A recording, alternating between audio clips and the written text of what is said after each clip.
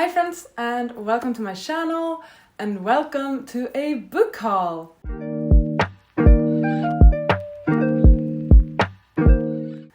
It's been quite a while, I think, since I filmed a book haul. I'm not even that certain if I have actually filmed a book haul so far this year. That is mainly because of my book buying ban that I am attempting to stick to, but in July I had a bit of a relapse, a bit of a freak out, a bit of a blackout. I'm not certain what to call it, but I suddenly went book buying crazy. I am partly somewhat regretting the decisions of that and partly not. Basically, I've done some book shopping in July and I thought I would share those books with you. Have I made myself deserving of all of these books yet, considering my book buying rules? No. But I will be working on it throughout the year. Basically, I allow myself to buy books for every 5 books I read off my physical shelves. If I complete like a readathon, if I complete a monthly TBR, I have those types of conditions that allows me to buy a book. I went a bit book buying crazy instead, which is fine.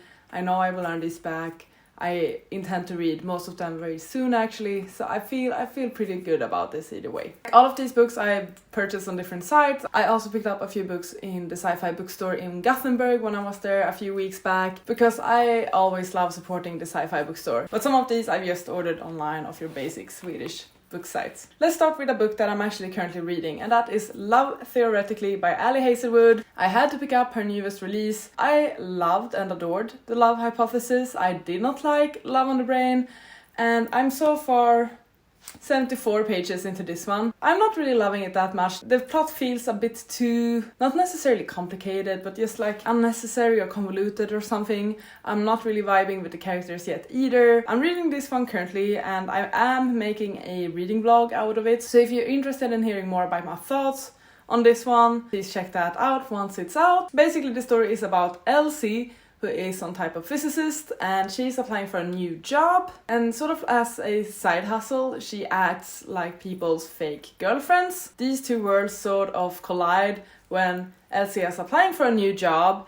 One of the people who will be deciding whether she will get the job or not is Jack Smith, but also when she has acted as a fake girlfriend, Jack is actually the brother to her client. So they have met before, but when Elsie acts as someone's girlfriend, she usually lies about who she is, what she does, all of that. It's gonna get complicated because of this, basically a two identity, two people sort of problem, I guess. I'm not obsessed with it. I'm really not. A book I have already read and was obsessed with was A Witch's Guide to Fake Dating a Demon. I picked this one up on a whim. It was on sale on one of the book sites, so I thought that hey, could be a nice summer read. I read it just this week actually and I loved it. This is about a world where witches exist, like everyone knows witches exist. We're following Marielle and she's not the best at spells, and one day she accidentally summons a demon instead. The demon needs to make a bargain for her soul in order to disappear, but Marielle doesn't want to make a bargain for her soul. She's sort of stuck with this demon and they try to figure out how to resolve the situation, while Marielle is also working on her self-confidence in magic and also on some issues going on in their society. And we sort of get a buddying type of romance develop between Marielle and the demon Oz. I adore this one a lot. It's a bit dorky, it's a bit goofy, but it's super cute, very fun. It had me laughing out loud, squealing, snorting, gasping. It was great. It was a lot of fun and I highly recommend this if you want a sort of light-hearted, easy read with great characters and a really fun world. This next book is one of the books I picked up in the sci-fi bookstore, and that is The Long Way to a Small Angry Planet. It's a book written by Becky Chambers and I've been wanting to read more of her books ever since I read the Monk and the Robot series and completely fell in love with that series. The Wayfarer series is the next one I need to pick up from her. I don't know much about this one other than the fact that it's basically found family and it's supposedly really cozy sci-fi, which is what I loved about the Monk and the Robot series. So I'm very excited to get to this one. It's basically about Rosemary, who's joining a crew on the Wayfarer, and the Wayfarer is a patch-up ship that's seen better days. There's like a mismatch of people in this crew on this ship, so like a mismatch of species and personalities. Suddenly the crew are offered the job of a lifetime, which is the chance to build a hyperspace tunnel to a distant planet. This crew goes on some sort of adventure, and I think it's gonna be great. And I've heard amazing things about this book. I'm really excited to get to it, hopefully. I feel like maybe this should be my next read, because I've been feeling a bit in my melancholic feels lately. I've been feeling a bit espresso. Perhaps this might be the pick-me-up I need. A book I picked up 100% because of the hype is Fourth Wing by Rebecca Yarros. We have all seen this book everywhere. I want to form my own opinion on it, and I wanted it as an hardback instead of like one of those big bulky paperbacks. I don't know what this is about, other than the fact that it's about like a school for becoming a dragon rider, and it's like a fantasy romance. So there's dragons in this one. We're following a girl named Violet who is entering this school, I think, and there's a bunch of like trials and stuff. And she meets someone, and there will be romance, and there will be a lot of high stakes and so on. I'm interested to get my own opinion on this. I've heard very mixed things about it, like extremely mixed things. And perhaps it would be fun to make a vlog out of reading this one, just like what everyone else are doing too. I'm not saying I'm original with this idea.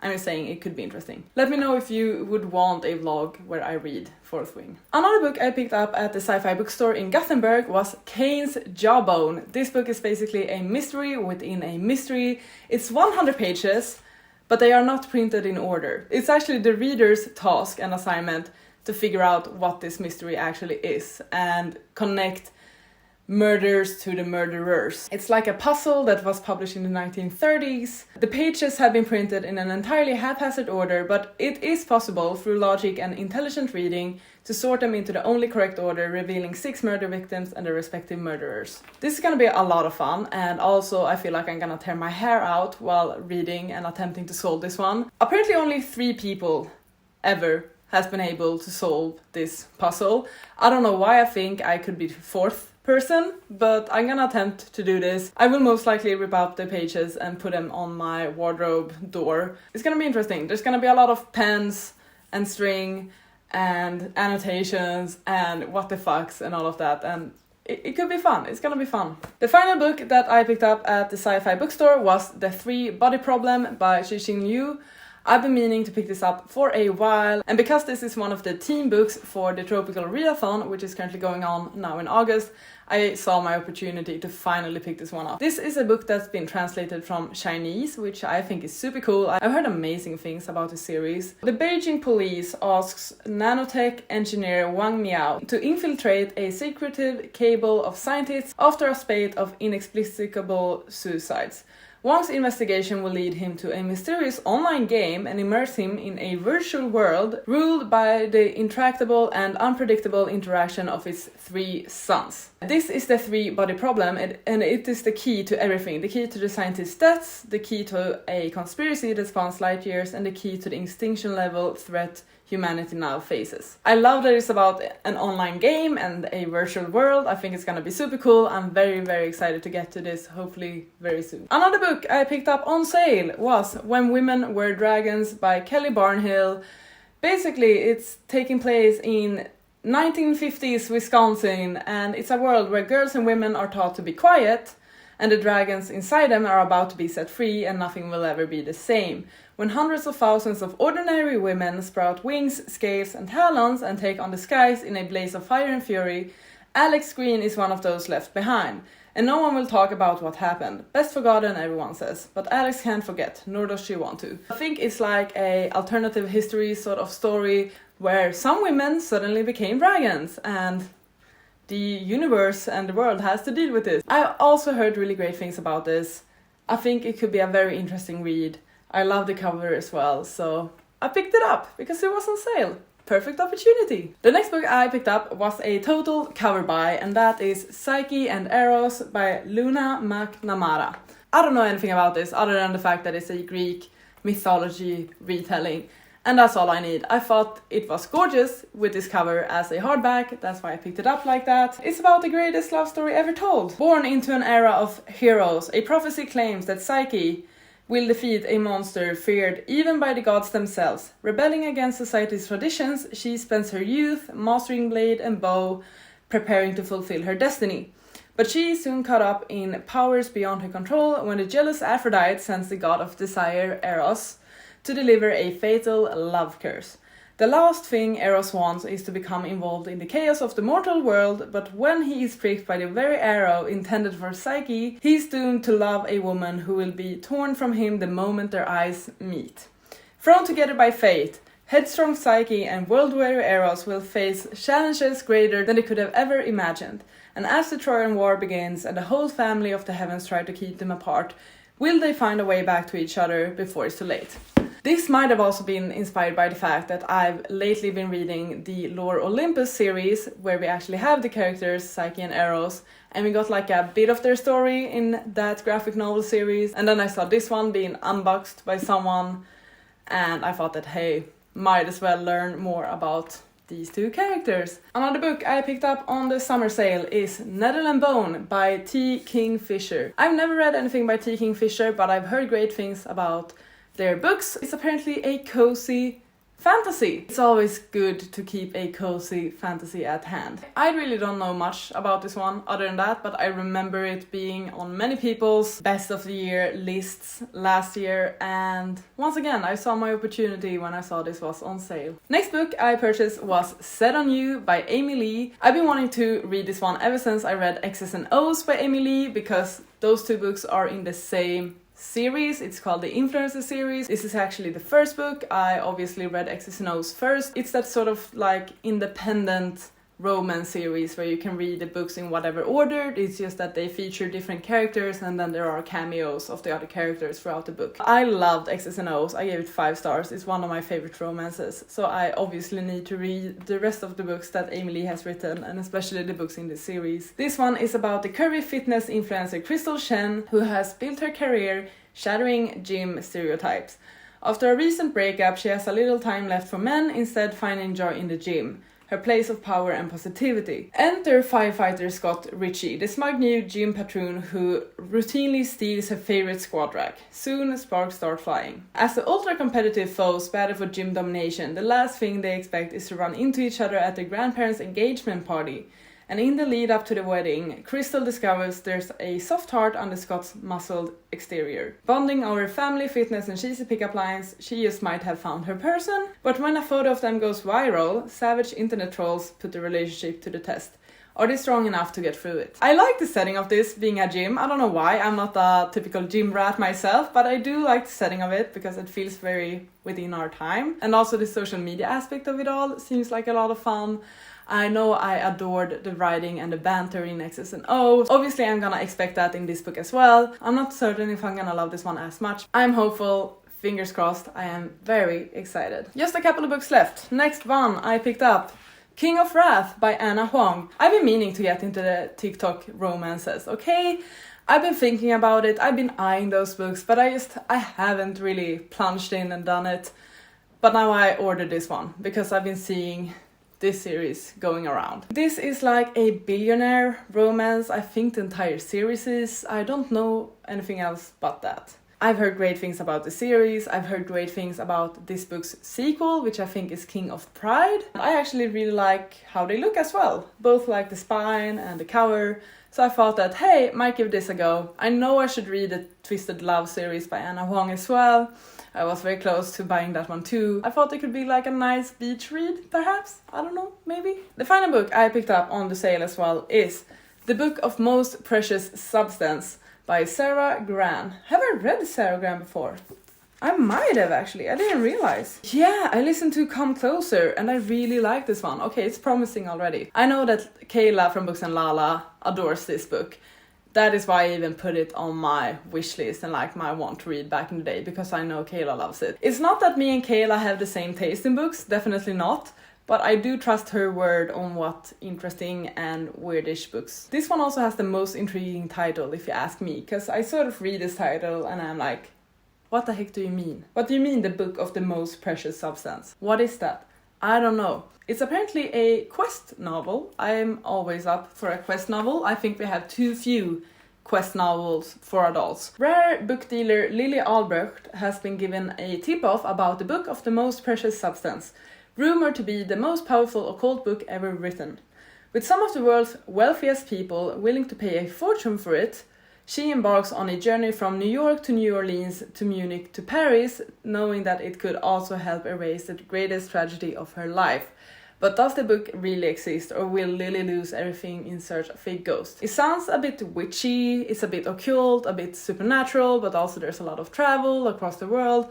I think I could enjoy this. Once again, I imagine myself reading this one on a beach this summer, perhaps. I think it could be fun. I think it could be a good read. One final book I thought I could mention is the first ever Evernight book from Illumicrate. I subscribed to the new subscription from Illumicrate, which is Evernight, which is their like horror/thriller book box. I don't remember if it's bi-monthly or every 3 months, but either way. The first book we received from this book is Silver Nitrate by Silvia Moreno Garcia, and it looks insanely cool. I feel like I'm flashing you all over the place now. I don't really know what to do about it. I will overlay the original cover of it, but it looks really cool actually. We obviously have some sprayed edges that are super cool. It's also beautiful underneath the dust jacket. It looks like this. Stunning, right? It really is. And gorgeous end papers too. It seems to have the setting of the Mexico City film industry in the 1990s. And it's sort of about people in this film industry. And there's, I guess, like a mystery or something is going on that's a bit occult. There's a director and there's a sound editor and then like an actor. It's an unraveling of a mystery that somehow relates to the movie that they are making. Maybe? I think this will be great actually. I'm very excited about this and this subscription service.